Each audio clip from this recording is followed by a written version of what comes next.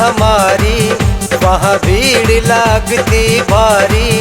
सुन गोरी बात हमारी, वहाँ भीड़ लगती भारी। मेले में धक्के खावेगी, मेले में धक्के खावेगी, मेले में धक्के खावेगी।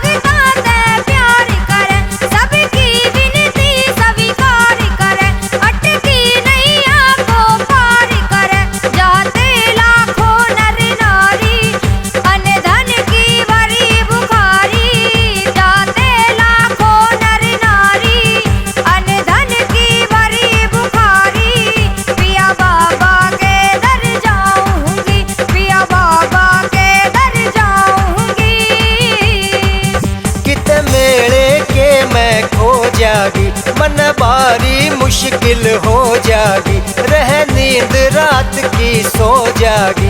बता कौन मेरी रोटी पो जागी, तेरी किसने अकलियाँ मारी। कर ले क्यों न जमींदारी, तेरी किसने अकलियाँ मारी। कर ले क्यों न जमींदारी। मेले में धक्के खावेगी, मेले में धक्के खावेगी।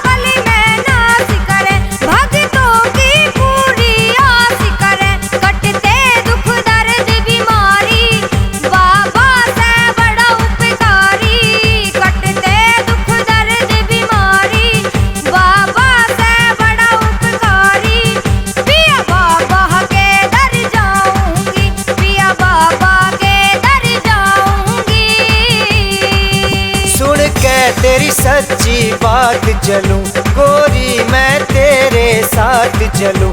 वहाँ देखन न करामात चलूं, मारे सुधरेंगे हालात चलूं। कह किरसन सिंह परचारी, बाबा की महिमा न्यारी।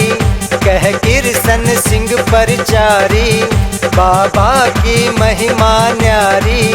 मेले में धक्के खावेगी, मेले में धक्के खावेगी।